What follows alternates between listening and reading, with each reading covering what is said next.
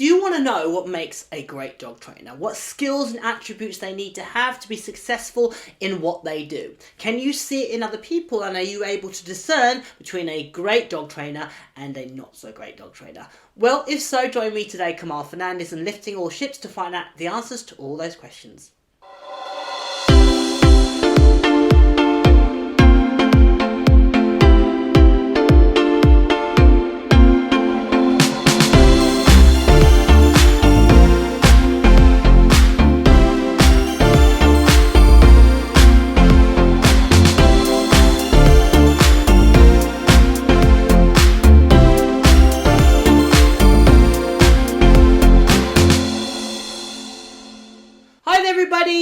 Welcome to another episode of Lifting All Ships, where I'm going to be talking about what makes a great dog trainer. And it really prompted me from a recent post that I posted on social media, where I showed, I shared a post from a physiotherapist which highlighted how should I tactfully say this? Causes for concern that they had about a TV dog trainer, and I reshared that post, and I did so, which I normally don't do, to really articulate the point of how there is such bad publicity, attention, whatever you want to call it, for dog training as an industry. Obviously, we're being scrutinised with the recent legislation and changes in the XL bully laws about the need to be responsible, and that really does stem from people that are knowledgeable and passionate and informed, sharing information and showing what is good dog training and responsible dog ownership. And there is people in the media that can get a lot of attention and notoriety that, in my opinion, and also humble opinion, aren't what I would qualify as probably the best of our industry. And rather than putting a negative slant on that, I thought I'm going to do a blog post, or a podcast, I should say, on those dog trainers that are absolutely the top of the food chain, and the reasons why I hold them in such great esteem, and also what makes a great dog trainer, and what makes a great sports coach or teacher, and how the two things are very different. And it doesn't mean that you have to have one to have the other, and vice versa. So, I've been doing this for a considerable amount of time, and the thing that I am most passionate about is dog training. It has been my passion for, over 30 years. When I walked into the first ever dog training establishment 30 plus years ago with my little crossbreed Scrunch, I started this love affair with dog training, and what I loved to do was to watch other people train dogs. So from a really young age, I was 9 years old,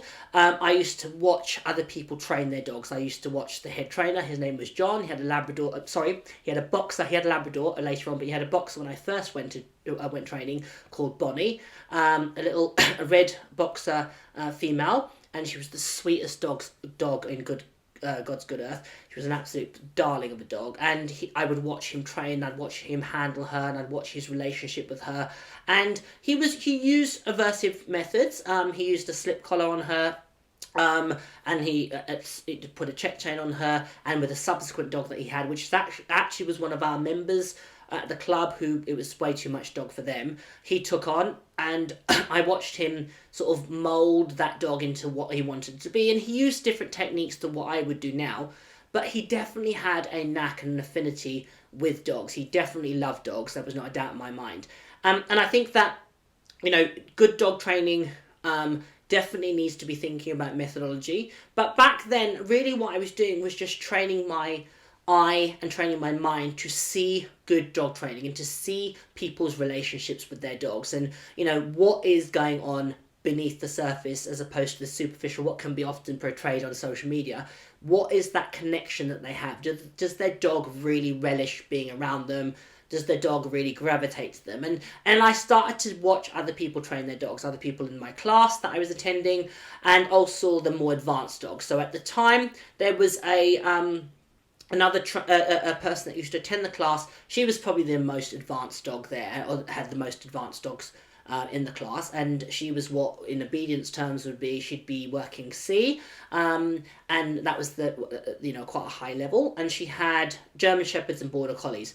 And I used to watch her train, fascinated by the responsiveness and to me, as a kid watching somebody be able to leave their dog at one end of a hall and go to the other and giving it different position changes, I was blown away. Or to walk along and then tell it to sit down or stand was basically magic. But I used to watch how she trained her dogs, and again, this was 30 plus years ago. I'd be looking at questioning the approaches, and in my mind, wondering, how did she get that response? Why did she do that with her lead? Why did she do that with her hand? Why did she do that with her reward, and so forth?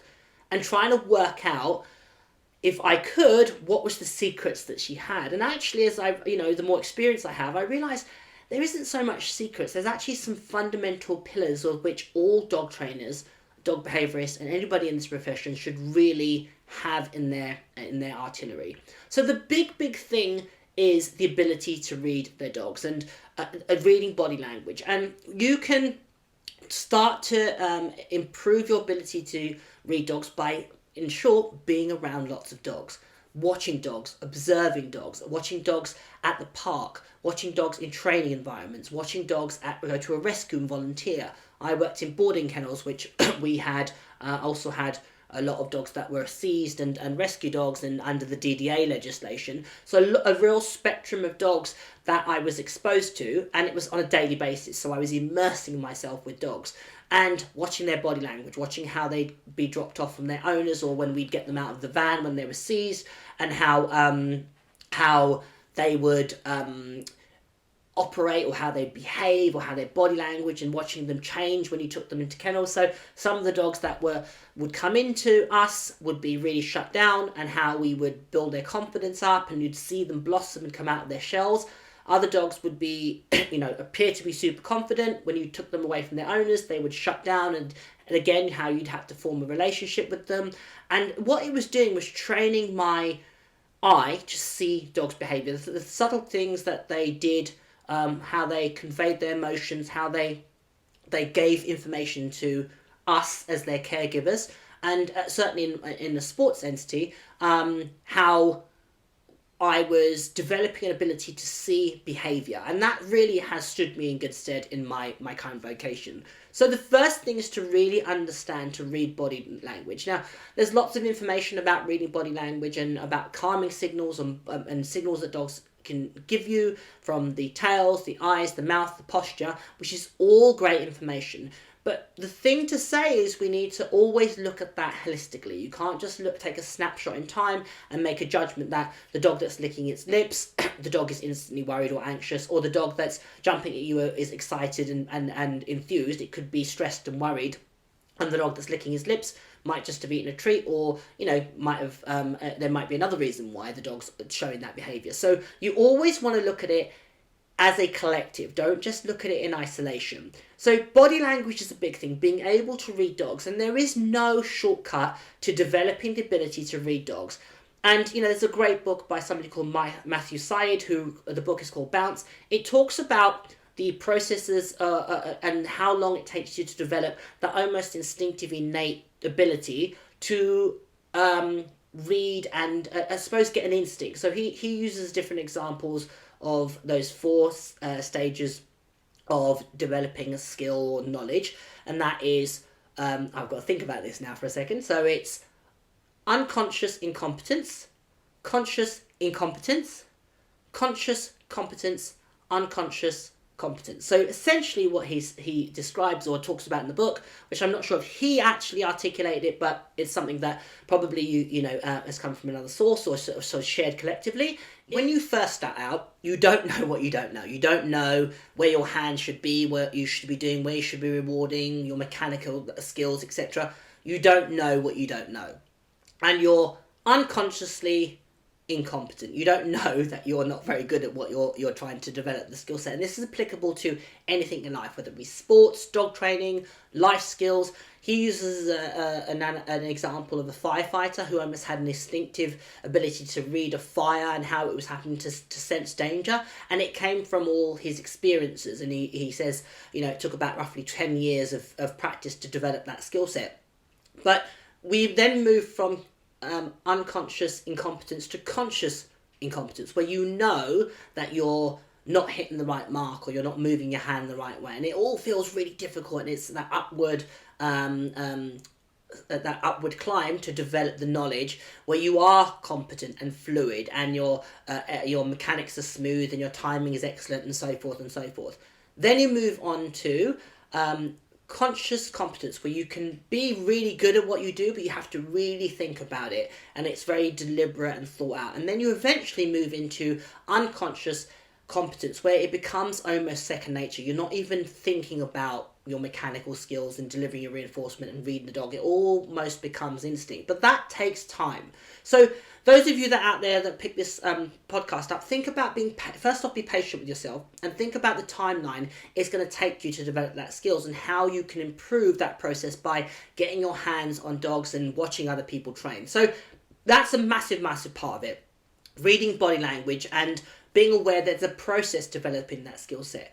The second thing that I observe in really great dog trainers is timing, and timing is absolutely critical, irrespective of the method that you use. So, coming up, as I explained, I was surrounded largely by balanced dog trainers, and the first person that really mentored me was a phenomenal dog trainer. And if you're in the dog training world, you would probably have heard of her, certainly in the sports world, somebody called Sylvia Bishop, who was absolutely a phenomenon. She was, she made up multiple champions. She won Crufts. She was a phenomenal competitor, phenomenal instructor, phenomenal dog person who had impeccable timing. And she used, a level of physical manipulation, physical correction, lead skills that you would describe as balanced by today's standards. But she was absolutely a phenomenal dog training, and her strongest suit was her timing, and she could obviously read dogs brilliantly. She could read people, which is another entity to being a successful coach, certainly. But certainly from a dog training point of view, her timing was absolutely impeccable, and she used a lot of lead technique and hand technique and a lot of handling. So being able to implement a physical correction or adjustment or whatever you want to call it to the dog in a timely manner, done efficiently and appropriately, so the dog understood what you want and be able to then play with them, etc., and release them and start all over again, which was very much her ethos and her mantra.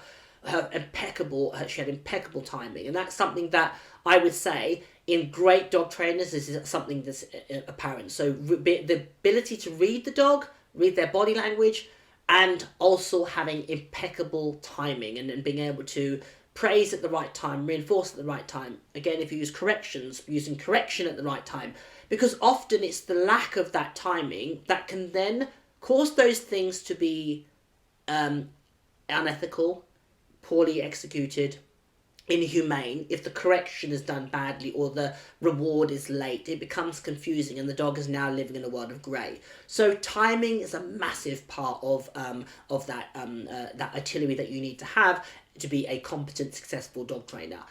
Third entity is mechanical skills. And mechanical skills, I cannot overemphasize that, the ability to move fluently. And when you watch somebody train a dog, and the people that I hold in great reverence and respect, it's like watching a dance between two beings, the dog and the person. Everything just seems to merge into one. And that doesn't always happen, because that's not reality.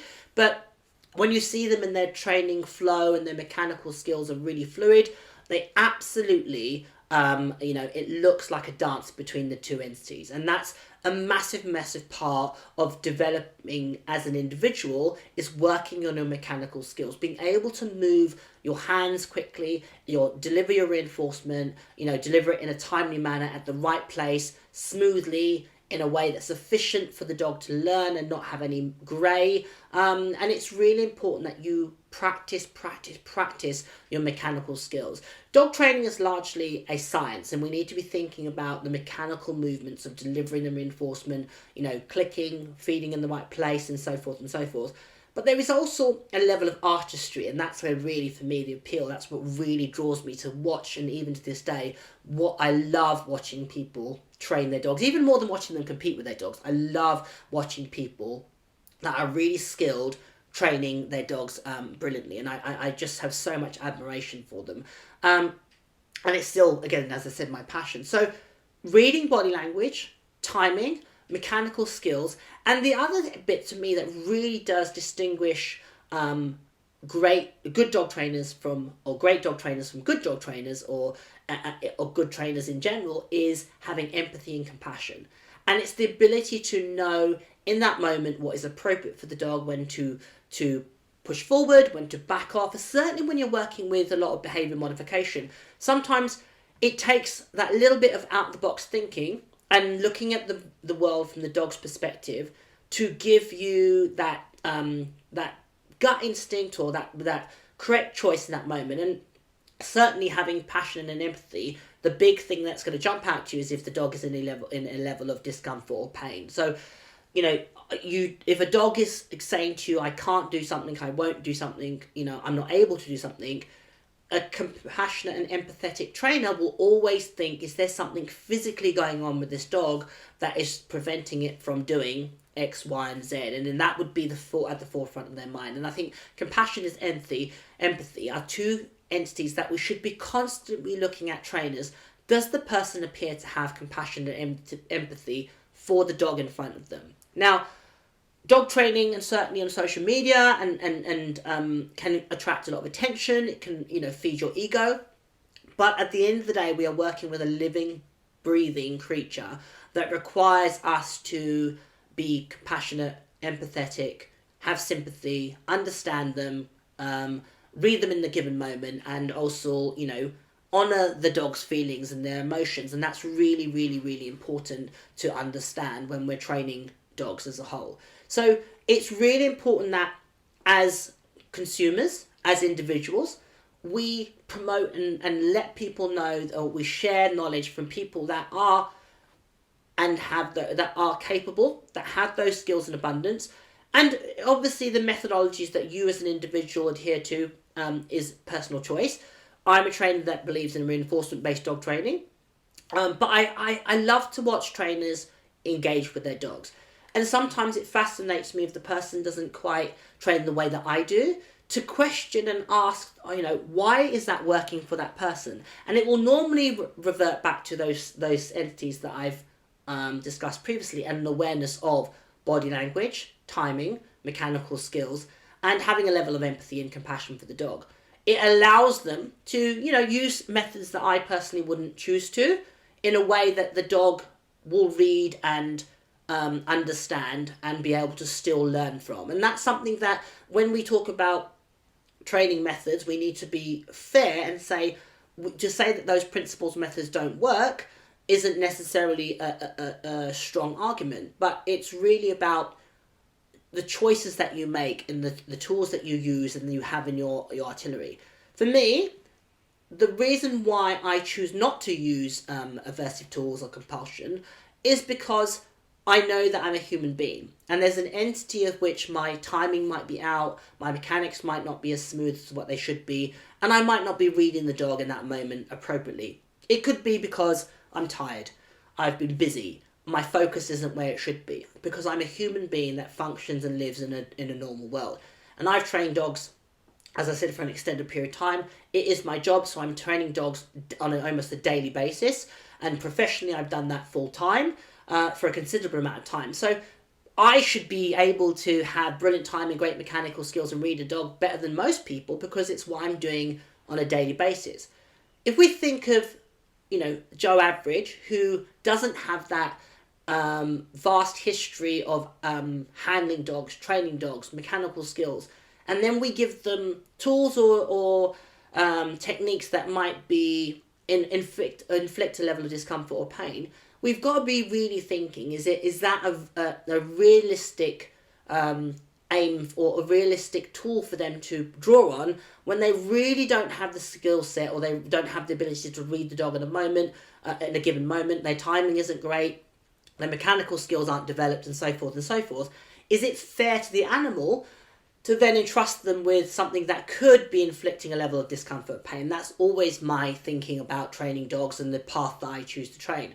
Now, coming from a world where I was what you would consider a balanced trainer, I know certainly that I absolutely corrected my dogs and implemented punishment on them when I wasn't in the right mindset. My skill set wasn't where it should be. I wasn't reading them appropriately. Certainly my first dog bore the brunt of my learning. She was, trained on a check chain, and she had a martingale collar. I think I moved on to a martingale collar quite quickly, but certainly a check chain, a martingale collar, and a great deal of force. And I know that in hindsight, it was because I just didn't understand her. And my lack of knowledge and my shortcomings were essentially placed on her shoulders, which for me is something that we always need to be asking ourselves. Are we being fair to the dog? So for me, I love to watch people train dogs. I find it fascinating to watch that dance between the dog and the person, where you almost get this innate, sort of telepathic communication going between them. And there's so many great trainers that I've seen over the years that have that in abundance. Different methodologies, different backgrounds, but definitely have that ability to connect with their dog on a really genuine basis. So, Susan Garrett is somebody that obviously I have a lot of respect and admiration for. And watching Susan train her dogs in her home environment was a masterclass in dog training at its best.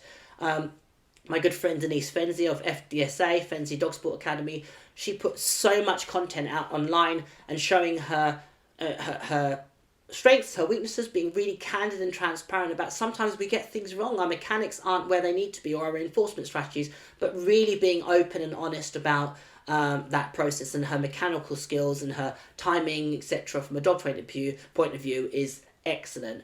Her ability to read her dog and understand what's going on in their head really is something that I said she definitely has a real strong suit. She can see what they're doing, she can see their behaviours, she can see what they're thinking and act appropriately. My good friend Suzanne Jaffa, whom a lot of people won't know because Suzanne isn't on social media, an absolute a genius dog trainer, has the ability to think outside the box. When you watch her train, she has, again, all those skills in abundance. She can read her dogs, her mechanical skills are phenomenal, she has fantastic timing, but also she is a real thinking dog trainer. She's a really analytical trainer, and she's somebody that to watch train a dog is really, really inspirational. And again, she's a reinforcement-based dog trainer. Watching other people from other methods, I definitely you can glean from them. So don't closet your perspective from watching just people that follow the same principles as yourself, because watching other people train dogs, you're always going to learn something, and you can adapt those methodologies to the way in which you choose to train, or the path that you choose to train. So there's lots of people. I mean, I recently had Mia Stogster over in the UK to do a seminar, and to watch her interact with dogs, you could see she had fantastic timing, brilliant mechanical skills. The dogs were obviously on the seminar were chosen by myself, so they all followed a similar principle in training, which was brilliant. So they were all trained using reinforcement-based principles and motivation and so forth. And to watch her interact with each of those dogs, and to read the different dogs, and to adjust her timing, and to watch her engage with them from a real genuine place was fantastic, was really, really inspiring to watch. And, we don't necessarily train exactly alike, but again, somebody that's been hugely successful in the sporting entity, and also has a fantastic ability to read and engage with dogs. She's definitely somebody that I love to watch train. But even watching people that don't do necessarily sports that I do, any discipline where you can see somebody connecting with their dog, my good friend Dave Munnings and Dan Shaw, I love watching them train their dogs because they have such a passion for their dogs. They have a fantastic relationship with them where they have a really, really great connection. They're brilliant trainers. They have fantastic mechanical skills, brilliant timing, but mostly they have a phenomenal relationship. So again, shout out to them. Just a couple of names there to sort of give you an idea of people to follow on social media. There's loads of people that I watch, I stumble across as one-off entities on Instagram and YouTube, etc., that I'll just click and watch them train their dogs and watch their mechanical skills, their timing, how engaging they are with their dog, how they're inside of their dog's head, and they really do, they're fantastic. There's Jessica Patterson from Canada, there's Cal McCann, again, brilliant timing, fantastic mechanical skills. You watch her interact with the dog. Again, she puts loads of content out on social media, phenomenal dog trainer. Watching her with both of them, they're both Canadians, is absolutely fantastic. Janice Gunn, who I've done another talk with her on my Lifting All series. Again, she's a Canadian, lots of Canadians in here, a dog trainer who does field trials, and she does obedience with her Goldens and Golden Retrievers and her Labradors. And again, watching her interact and train her dogs, that rapport that comes through. My good friend Alex Robinson from New Zealand. Again, Alex has a fantastic mechanical skills, brilliant timing, has an incredible attention to detail, and phenomenal at reading his dogs and interacting with them. My marker colleague and my really good friend Di Martin, I could watch Di train a dog, I have done. It fascinates me to watch her train, and I love watching her train her dogs because her attention to detail and her ability to attain or to work on a minute skill is absolutely incredible. She's like, somewhat of a genius, really, in terms of that entity. Again, fascinating to watch. The great Mary Ray. Mary is, again, a trainer that's been successful in a lot of different disciplines. And watching her train a dog from the sidelines, just watching her interact. And again, Mary might use different techniques to me, but that's absolutely fine. But watching her train is absolutely fascinating, and she's such an instinctive trainer. So it's just some examples of people that do things slightly differently. Some of them do similar to me, some of them do different. But again, watching and learning about what makes a fantastic dog trainer and what makes somebody really good at what they do. It's coming back to those things that I mentioned: the ability to read the dog, body language, timing, mechanical skills, and having that compassion and empathy for the dog, and really just being able to interweave all those things in a given moment and making the right decision. So for me, it's a big shout out to people that train dogs to that level. And it doesn't have to be somebody that's at the elite level of sport. It can be somebody at your local dog training class that has all those skills, that when they pick the dog up on a lead and they interact with them, they instantly form an affinity and they can engage with the dog. The dog gives them their undivided attention. And again, there's so many people that I've seen that have trained dogs with that level of ability that, again, it just fascinates me and it's a passion. So when you are scrolling through the internet, looking at Instagram, going on YouTube, shout out the trainers that you believe have those skills in abundance, because the way to get people to understand that's what we should be used to, that's what we should be seeing when people train dogs, is to get it out there in the ether. Share the content from people that you believe are good at what they do. They have those entities in abundance, great timing, can read the dog's body language, great mechanical skills, and most importantly, compassion and empathy for the dog. That should be the absolute forefront of our minds when we select trainers, when we promote trainers, when we engage with trainers. Do they have compassion and empathy for the dog? Is the dog's feelings and emotion at the forefront of their decisions about when they train their dogs? And are they aware that dogs are doing the best they can with the information that we give them in the environments that we put them in, to quote Susan Garrett, and they are doing the best despite the information that could be better from us? Think about that when you support dog trainers, and think about that when you shout people out on social media. For me, that's about it. It's all about just a bit of promoting great dog trainers. Let me know what you think. If there's any great dog trainers that you want to shout out, by all means put them in the comment, and I look forward to seeing your responses. For me, see you all later.